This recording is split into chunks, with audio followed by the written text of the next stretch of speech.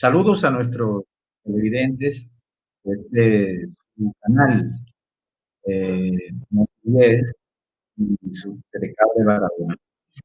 Para mí es un gratísimo placer estar compartiendo con ustedes esta actividad, la celebración de las fiestas patronales de Barahona. Debo primero agradecer a nuestros amigos, bienvenido Matos Pérez, que al mismo tiempo es el presidente del comité, por la invitación que nos cursara para hablar un poquito sobre Barahona y su fundación. Un tema no pacífico, un tema que se contrae a una serie de situaciones. Interesante tema que siempre está en la palestra de la sociedad barahonera que tanto persigue, ¿verdad? Y le gusta su historia.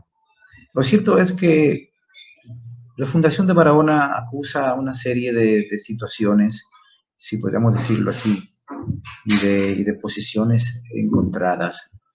Las menciones sobre su fundación no son nuevas. Ya, si se quiere, una de las primeras menciones conocidas las realizó en el año 1944 el escritor Vicente Tolentino Rojas en su libro División Político-Territorial Dominicana. En la ocasión, Tolentino pues, analizó una temática observando la fundación de Barahona y pues estableció el criterio de que Barahona había sido fundada en el año 1802 por Toussaint Louverture. Posteriormente, esta fundación fue desmentida por José Robert en su libro Evolución Histórica de Barahona. Sin embargo, escritores como Carlos Reyes, como Joaquín Peláez y algunos otros, pues han retomado la posición de Vicente Celestino, siempre referenciando a Vicente Celestino, siempre hablando sobre lo que Vicente Celestino expresó en su trabajo sobre la división territorial dominicana que les señalé. En la ocasión, pues llegaron a generar serias discusiones en torno a ello, porque, bueno, hacia 1990 algunos municipios levantaron su voz y pues entendían que no existía documentación ni informaciones que pudiesen fundamentar la posición de que este pueblo fuese precisamente fundado por orden de Toussaint Louverture. A la ocasión se le solicitó a la Academia Dominicana de la Historia una opinión y la Academia pues contestó que no tenían respuesta a ello. Esta información también fue publicada en el libro Senderos de Barahona, y en el que se trata de explicar que definitivamente Barahona no tiene en sí una fundación asociada a la presencia de Toussaint Louverture. Pero bueno, después de haber hecho este prolegómeno, si se quiere, este marco referencial, este estado del arte en torno al tema, surge pues la pregunta obligada: ¿quién y cuándo fundó a Barahona? ¿Y cuáles son las informaciones documentales más cercanas que así lo aseveran? Definitivamente, para nosotros poder hablar de Barahona y de su fundación, no debemos partir exclusivamente de una posición particular en la cual alguien ordena que se funde. Es necesario pues enfocar un contexto económico, social y cultural alrededor de la localidad, alrededor de la zona, para poder comprender cómo se desarrolla este pueblo aquí, en este lugar, con pocos ríos alrededor, si se quiere, con pocas tierras productivas en sus alrededores, y además en una posición inclinada que da al mar. ¿Qué pasó? ¿Cómo surge entonces esta población? ¿Cuál fue su contexto y cómo se desarrolla? Hoy trataremos de dar detalles principalmente detalles documentados de esta fundación de Barahona, principalmente algunos datos nuevos que eran desconocidos y que son recientes, que pueden ayudarnos incluso a comprender más qué sucedió alrededor de la ciudad de Barahona. Bien, hoy por hoy Barahona sí es la perla del sur, es sin lugar a dudas la ciudad más emblemática, importante y emblemática de todo el suroeste, cuna de las principales economías y en donde se desarrollan también centros de representación estatal que permite, diríamos que una proyección de su radio, de su importancia en toda la región. Sin embargo, no siempre fue así, no siempre fue así. Para poder comprender qué pasó, debemos de irnos un poco al siglo XVIII, comenzar a hablar de cómo era la zona, qué sucedía en la zona en el siglo XVIII.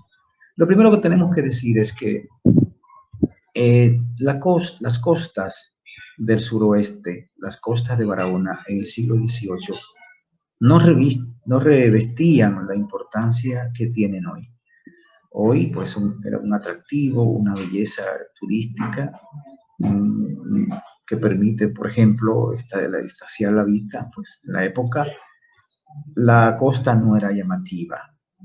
En la primera mitad del siglo existen muy pocas menciones de la zona, muy pocas referencias de la zona. Existen algunas referencias al puerto de Barahona de 1593, 1593, traídas por Utrera, que están sujetas todavía a comprobar porque durante todo el siglo XVII y la primera mitad del siglo XVIII no se menciona a Barahona ni se menciona prácticamente ninguno de estos lugares. La concentración poblacional del suroeste comienza a fortalecerse a partir de 1730. Es una fecha aceptada por muchos como importante porque a partir de allí es que se comienza a liberalizar cierto comercio con la colonia francesa de Saint-Domingue, que venía pues en crecimiento desde hacía unos 20 o 30 años. Claro está, la colonia francesa que se había iniciado su poblamiento por el norte con la creación de varias poblaciones como El Cabo, Guárico y otras más, pues se fue expandiendo hacia el sur hasta llegar a la zona, lo que es el cul-de-sac y la bahía de Gonaives, donde está Puerto Príncipe. La expansión hacia el sur al mismo tiempo conllevó un proceso que permitió a la población francesa también pues comenzar a expandirse. Y la colonia francesa entonces se dedica a crear frenos para que pues desde el centro y el sur no lo hiciese. Es en este contexto que, por ejemplo, se funda Hincha y más tardíamente se funda San Miguel de la Atalaya, se funda, varias ciudades se fundan, Hincha, Bánica en la zona central, y se decide fundar a Neiva. Neiva es aceptada que se funda hacia 1735. Su fundación tiene una razón de ser muy específica y es que alrededor de ella existían los hatos del sur. Los hatos del sur pues estaban habitados y la corona siempre le interesaba que los hatos, los habitantes de los hatos, mejor dicho, tuviesen un lugar en donde congregarse para celebrar misas y para celebrar, celebrar sus sacramentos, vamos a decirlo así. Y no tenían. El lugar más cercano era Asua, y ir de Neiva, de la zona de Neiva a Asua, era harto difícil, tal vez de 1 o 2 días caminando, y no era posible. Entonces, el crecimiento de la repoblación de Neiva, del valle de Neiva, de la hoya de Neiva, a partir de 1730, comienza a propiciar el interés de crear una ermita que le permitiese a los habitantes de la zona entonces reunirse en un lugar específico Y es en este contexto que se crea Neiva. Y naturalmente, las poblaciones y los hatos de mayor incidencia no estaban hacia la costa, sino que estaban hacia el oeste. Entiéndase el caso, por ejemplo, de la descubierta de eh, Galván, que era Cambronal, que soy Galván, del propio Neiva, de las damas y de otros hatos importantes. Ya también se crea el hato Cristóbal de la Sal, más cercano a la costa, y también se refunda el hato de pescadería, que era donde abarcaba la zona de Barahona, y el hato de la otra banda. El hato de la otra banda estaba de este lado, o sea, en el lado sur de la desembocadura del río Yaque, por eso se llamaba la otra banda, eh, que luego se convirtió en un pueblo que desapareció hasta ahora, según las referencias, hacia 1909. También se creó el hato de Alpargatal, lo que es hoy Vicente. Sin embargo, bueno, no puede quedarse el hato de El Peñón, que también ocupó una posición relevante en la época. Todo este contexto no sitúa a Barahona ni a la localidad como nada, no había ningún tipo de referencia a ella que permitiese pues, comprender qué sucedía alrededor de la costa. No existía, no se referencia a documentos ni datos que así lo indiquen. Sin embargo, las cosas comienzan a cambiar después del año 1770, cuando comienza a resurgir o a surgir un comercio de carácter clandestino de maderas. Este comercio que fue impulsado en parte por la familia Félix, los hijos descendientes de Juan Félix, comprador en el 1750 del hato de Cristóbal de la Sal. Entonces permite pues que comience a surgir un comercio maderero en la costa. Y este comercio maderero donde inicia es en el Petit Dru, que ya hacia 1884 se le nombra Enriquillo. Este comercio maderero atrajo a mucha gente. Se registra, por ejemplo, que el comercio estaba dirigido por Melchor Félix, y con él pues también trabajaban algunas personas, uno de los cuales, por ejemplo, era de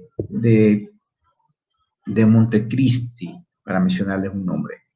Y pues otros de otros pueblos como Montesinos, en fin, se registran un total de 10 a 15 personas que pernoctaban en el Petit Dru hacia 1780-1790, desarrollando un comercio clandestino de maderas. Se conoce, por ejemplo, se conoce que uno de los comerciantes principales que comercializaba con ellos era un jamaiquino, era de origen judío, el señor Joseph Gabay, que impulsó también la producción porque le trajo a los Félix 2 bueyes y un carretón para poder arrastrar la madera, para poder llevar la madera desde el monte hacia la costa. La incipiente producción maderera en la costa, pues todavía mantuvo a Barahona un poco aislado, pero ya el puerto de Barahona muy formal se comienza y se menciona hacia 1773 en el mapa levantado por el gobernador de entonces, que así lo consigna, el puerto de Barahona. Y a partir de ese momento, pues ya es recurrente la aparición del puerto de Barahona en los mapas y en las documentaciones del lugar. Sin embargo, no aparece ningún registro en torno a la existencia de nada allí. Solamente se le mencionaba como un puerto, entendiéndose como un lugar que podía ser utilizado para ser fondeadero. El tema del poblamiento del sur comienza a cambiar y la situación económica del sur comienza a cambiar después de 1791. El movimiento revolucionario que terminó con la fundación del Estado haitiano, el movimiento antiesclavista, que inició el 22 de agosto de 1791 en el norte de la colonia francesa, impone un cambio radical en la actividad social y económica de la región a partir de este año. ¿Por qué?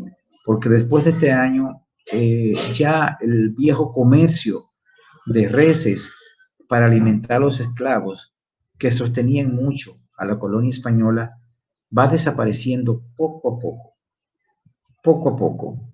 Y esta desaparición de esta actividad implica al mismo tiempo que los habitantes del sur también se dediquen a buscar otro tipo de economía.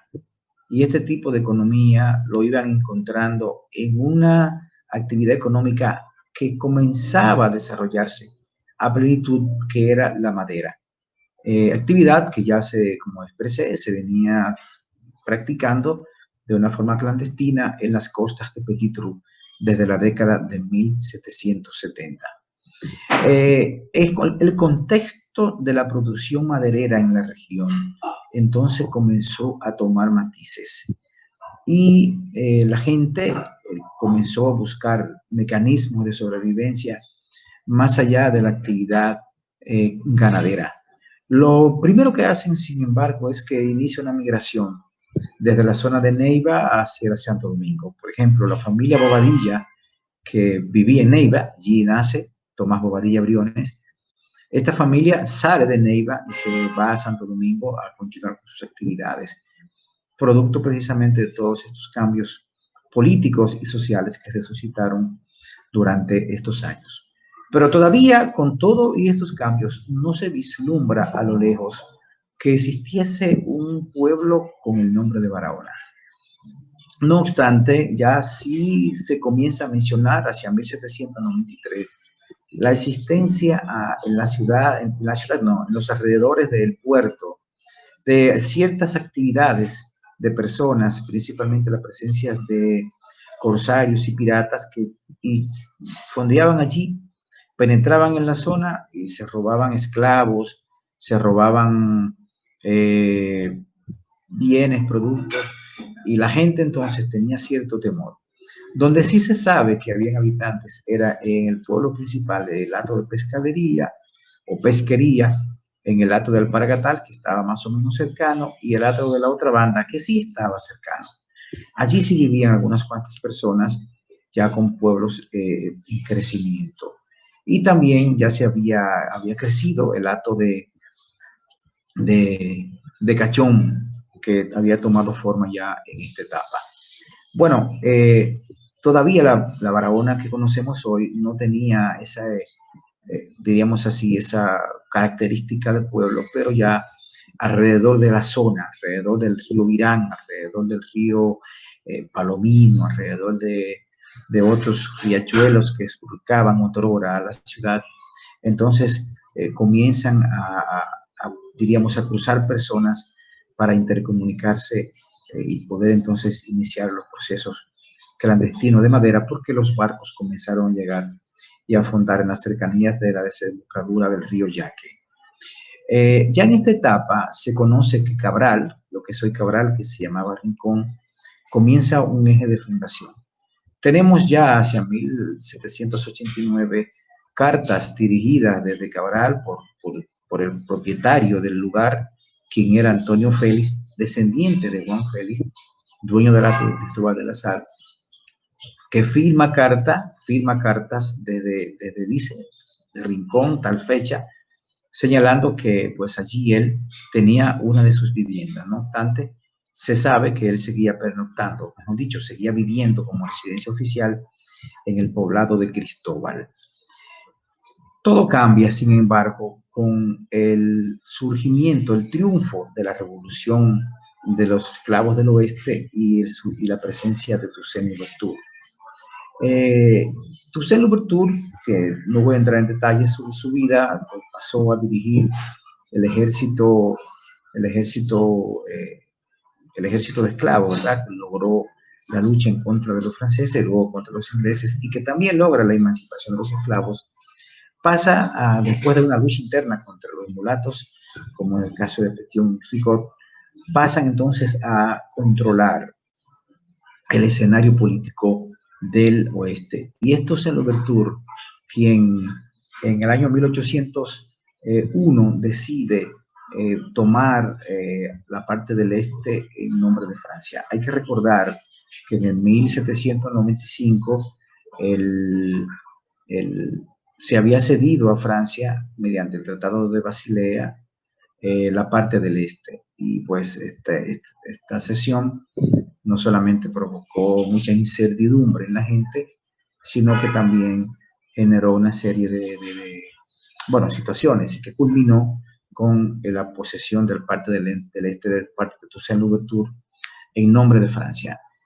Con la llegada de Toussaint Louverture a la parte del este, entonces ya sí inicia formalmente la creación y la fundación del pueblo Barahona. Tal como afirmó Vicente Tolentino Rojas, ciertamente se le atribuye a Toussaint Louverture quien dio la orden para que se creara la ciudad de Barahona. Hasta 1800, bueno, hasta hace poco, conocíamos del dato, claro está, de que Vicente Celestino Rojas, que había traído Vicente Celestino Rojas, pero no conocíamos cuál era la fuente de Vicente Celestino Rojas. No la conocíamos, cuál era la fuente de él, solamente conocíamos que lo había dicho. Sin embargo, la mención de la fundación de Barahona por Toussaint no tenía nada de nuevo. Ya se venía manejando desde el mismo siglo XIX. Pero veamos el contexto antes de ir explicando cómo se dio el proceso. La llegada de Toussaint al territorio del este al mismo tiempo venía con una idea desarrollista, con una idea de cambios, con una idea de transformaciones similares a la que había iniciado en la parte oeste, que no era solamente la esclavitud, sino también, o sea, la eliminación de la esclavitud, la emancipación de los esclavos, sino también la transformación de la economía. En este contexto es que Toussaint Louverture entonces comienza pues un proceso, vamos a decir, de fundación. Lo primero que ocurre es que Toussaint Louverture, según pues, afirman historiadores de la época, pues se interesa por el puerto de Barahona. Según expresa algunos escritores, como el caso de Dantes Pellegard, como el caso de Ardoin y otros más, Toussaint le parece interesante el puerto de Barahona, al igual que le pareció interesante el de Asua y otros más, y decide proceder a ordenar su apertura. La apertura del puerto de Barahona implicaba al mismo tiempo toda una logística, porque la apertura de un puerto conllevaba en sí misma una serie de situaciones que se contraían, por ejemplo, a la creación de estructuras como casas, viviendas, que permitiese crear allí toda un entramado económico, un entramado administrativo para administrar este puerto. La apertura de un puerto implicaba que ahí iban a llegar barcos, iba a asistir un comercio y tenía que asentarse vigilancias específicas que permitiesen su desarrollo. Y precisamente Toussaint Louverture es quien definitivamente define la apertura del puerto, y con la apertura del puerto ordena la creación de una ciudad.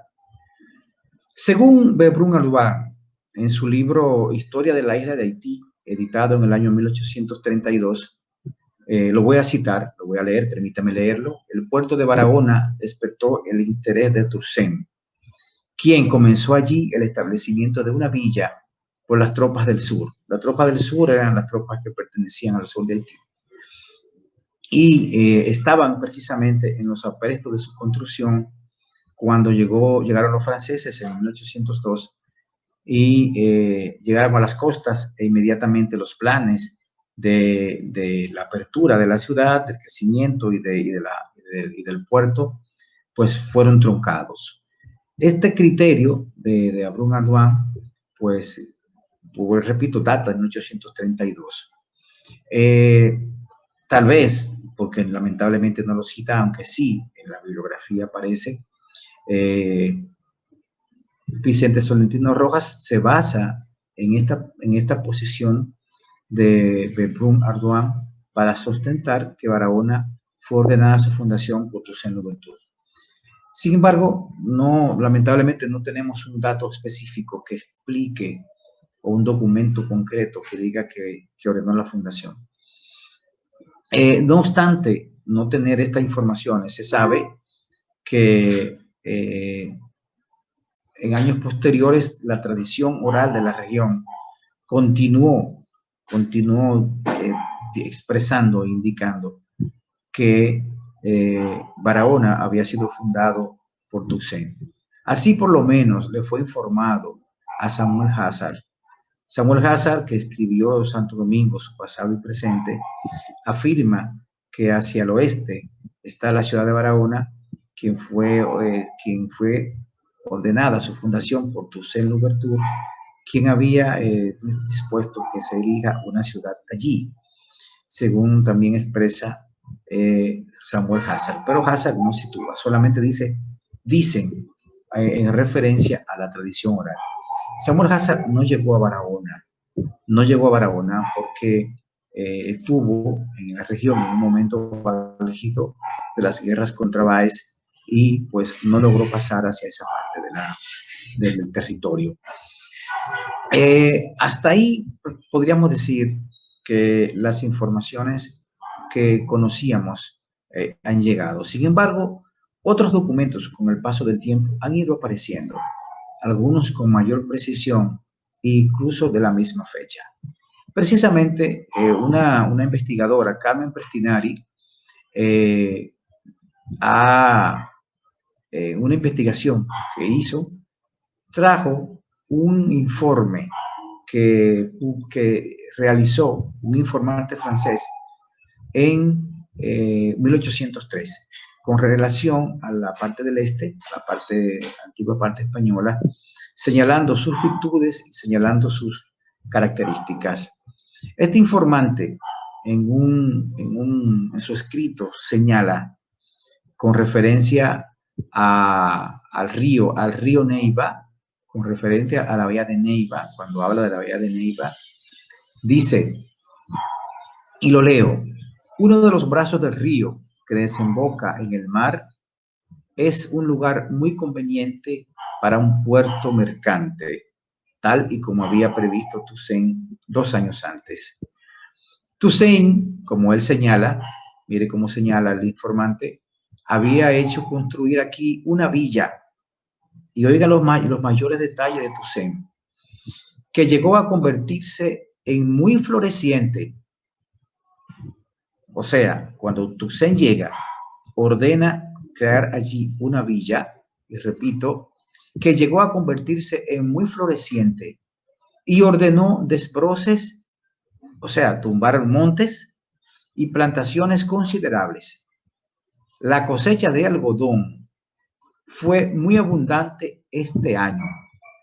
O sea, el algodón normalmente dura un año para que pueda tener producción, y todo indica que pues todo ese año, 1801, 1802, alrededor de la zona pues hubo una total importancia y una total producción, una total siembra de la zona. Y continúa diciendo el informante, pero las tropas del sur que él había trasladado aquí, allí coincide con Bebrún Ardoin cuando ambos indican que Toussaint había ordenado que las tropas del sur sea quien creara la ciudad allí, que la fundara. Las tropas del sur que él había trasladado aquí y que formaban la población de este lugar, oiga, como lo dice, lo formaban, y toda la guarnición abandonaron la nueva ciudad a la llegada de la Armada Francesa para robar en sus banderas.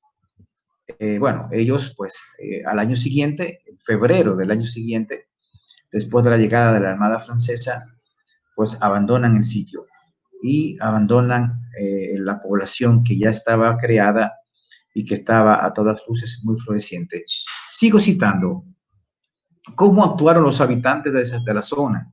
Hay que interpretar que se trataba de los habitantes de la otra banda, que era la más cercana, de Cachón, de Alpargatal, de Pescadería y de otros lugares. ¿Cómo actuaron? Dice el informante lo siguiente: los habitantes más cercanos vinieron a pillar las casas y la cosecha y se llevaron hasta las puertas y las ventanas.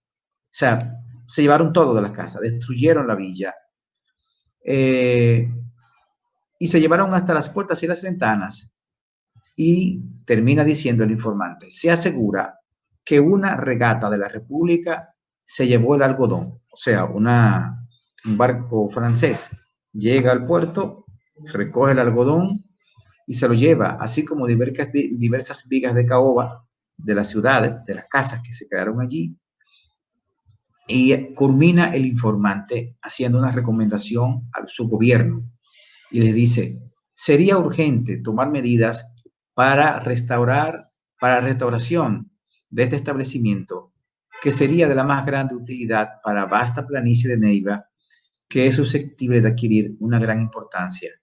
Esta villa se llama Baraundo, o sea, Barahona. O sea, esta es una información completamente innovadora que, si se quiere, desconocíamos o se desconocía hasta ahora, que viene a refrendar el criterio de que Barahona pues, fue ordenada su fundación por Toussaint Louverture. Sin embargo, al mismo tiempo, este detalle, este documento que acabo de explicar, de leer y explicar, que está publicado en el libro de Carmen Pestinari, este documento pues indica claramente que la ciudad fue destruida por los habitantes cercanos. Se destruyó. Las casas, ellos se llevaron las puertas, las ventanas, vino una fragata francesa, se llevó las vigas de caoba, y prácticamente puede decirse entonces que la ciudad quedó en ruinas. Sin embargo, todo indica que no fue así, porque precisamente con el advenimiento de dominio de la presencia francesa en Santo Domingo, pues hubo una continuidad, si se quiere, de la importancia de la zona, porque Francia comienza a permitir el corte de maderas, la explotación de la madera y el traslado de la madera. Parece que esas recomendaciones que le diera el informante no fueron en vano, y precisamente la zona va adquiriendo una importancia capital de la mano de la madera. Es precisamente por esta importancia que en Cabral, en lo que es hoy Cabral, en Rincón, se asienta Pablo Altagracia Báez, y tiene allí un famoso hijo, que es Buenaventura Báez, y no era sino detrás de los cortes de maderas.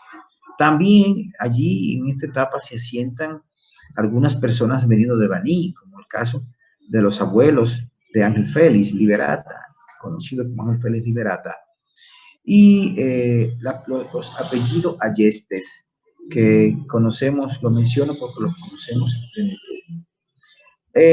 Se sabe que, si bien es cierto que no existe una ciudad floreciente o un pueblo grande, como luego se convirtió Barahona durante 1802 y los años siguientes, sí hubo una población constante, porque una población que sea pequeña, exigua, pero sí constante, porque precisamente la actividad económica alrededor del puerto, impulsada por la producción maderera de Cabral, ayudaba a ese crecimiento. Cabral se convierte en el centro maderero de la zona, y desde allí se tiraban muchas de sus maderas al río en botadura para ir ser arrastrados en balsas. Pero también la zona de Alpargatal y las zonas de Pescadería adquieren importancia, y las cercanas lomas de Barahona, que fueron las primeras que se corta la madera y, si se quiere, se devasta. Todo esto permitió creciendo una ciudad, y ya se sabe que allí habían almacenes de madera. De hecho, en el 1825, en una sentencia dictada en Asua en contra de algunos baroneros, se registra allí pues una demanda judicial y se menciona la existencia de ese almacén de maderas de mano de Francisco Ayestes. Ayestes, quien dejó descendencia y que tuvo en Barahona, aunque ya el apellido Ayestes no es conocido allí, se sabe que tuvo allí conflictos judiciales y se conoce que tenía su almacén y que tenía actividades económicas alrededor del puerto. También existen menciones de la carga que se hacía en Barahona hacia 1837 y, como no, en Rincón hacia 1840 se sabe que teníamos una totalidad de 5 cortes de maderas, lo cual eran bastantes. En 1859 también teníamos cortes de madera todavía en pescadería. Entonces, la fundación que realiza Tuxén detrás de la apertura del puerto, que no duró mucho, duró solo un año, pero que durante ese año, como se trasladaron los regimientos del sur, o sea, se trasladaron unas 600 o 1000 personas a estar allí con sus familiares, etcétera, crean toda una ciudad amplia, eh, adecuada, con madera, imagínense, con casas en caoba, a las cuales se les roba las maderas. Y también se construye un fuerte de defensa. Y este fuerte fue bautizado como en el nombre de Fuerte Tuxén. Ya hacia 1844, este fuerte fue limpiado y preparado, y así se llamaba Fuerte Tuxén, durante las luchas durante la guerra por la independencia. Hay que recordar que cuando los haitianos se enteran de que se había proclamado la independencia, lo primero que hacen es entrar por Barahona, toman posesión de este importante puerto para erigirse en defensa. Antes de 1844, la Barahona prácticamente no se menciona en informaciones documentales como ciudad, antes de esta fecha. Pero después de esta fecha, y después de la posesión que nuevamente hicieron los haitianos en ella, y de la fuerza económica que estaba teniendo a partir del asentamiento en la zona, de una serie de almacenes de madera y del desarrollo del comercio maderero que estaba de la mano con la carga de madera que venía tanto por el río como de las montañas cercanas, pues mantenían vivo una dinámica económica. Es en el 1844 que va tomando fuerza y la República, ya el surgimiento de la República, Pedro Santana lo ve como un lugar importante para la defensa. Y por eso en 1845 erige allí un puesto militar con el objetivo de otorgarle cierta categoría y además impulsar su defensa. Un puesto militar implicaba la existencia allí de personas, una especie de alcalde, una dirección militar que controlase el movimiento dentro de ella y al mismo tiempo permitiese impulsar todo un desarrollo social en su alrededor. Se crean entonces juzgados de paz, se le nombra un comandante de armas y es el mismo Pedro Santana que en un discurso en Barahona señala que esta ciudad, vamos a ver si podemos decir las palabras de Pedro Santana para citarlo directamente, lo que él expresó. Vamos a ver, bueno, dice así: pláceme el aspecto de dicha y prosperidad que reina en este pueblo, salido como por encanto de un montón de malezas, única cosa que se presentaba a la vista del viajero pocos años ha, y concluye: pláceme la certeza que tengo de que este estado de prosperidad es sin duda ir a aumento día a día y que inicia o data de la época de nuestra emancipación política. O sea, es a partir de 1844 que Barahona recibe el impulso final como población y comienza entonces a tener ese carácter de zona central alrededor de la costa que permite en ella desarrollarse un comercio, desarrollarse un estamento judicial que permite su crecimiento poblacional y que permite su desarrollo urbano. Esta ciudad, pues que explosiona demográficamente, según los registros, a partir de la llegada de muchos extranjeros, tenía importancia y, vuelvo, repito, la adquiere con mayor ahínco después de 1844. Esa Barahona de importancia y de impulso fue destruida por un incendio el 8 de febrero de 1864, y allí entonces comienza una etapa de decadencia que duró unos 15 años, y es después de 1881 cuando hay un renacer de la Barahona que conocemos hoy. En conclusiones, el pueblo de Barahona no surge de la nada.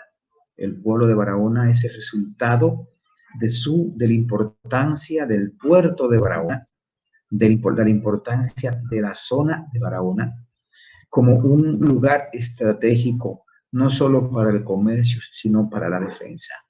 Y visto así, se ordenó la apertura de ese puerto y la fundación de la ciudad por parte de Toussaint Louverture en el año 1801.